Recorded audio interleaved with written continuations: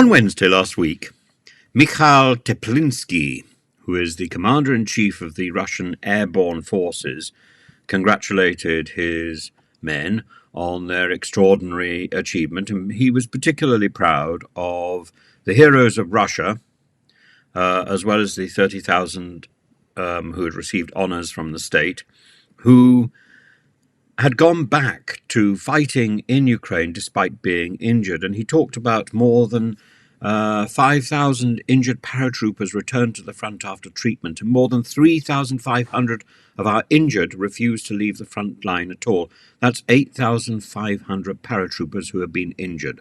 That's what he has confirmed.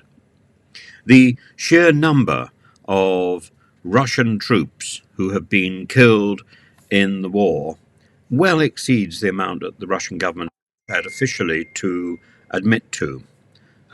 In September, Sergei Shoigu admitted to just under 6,000 Russian troops who had been killed. That was widely considered to be an underestimate.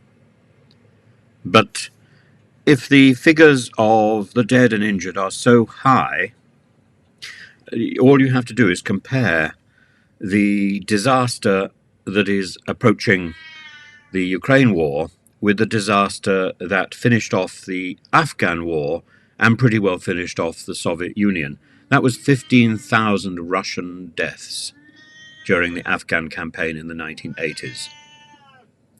And the number of dead in Putin's absurd war in Ukraine exceeds that already. I think it's something to bear in mind as we think about Putin's future and whether or not this war can continue for much longer.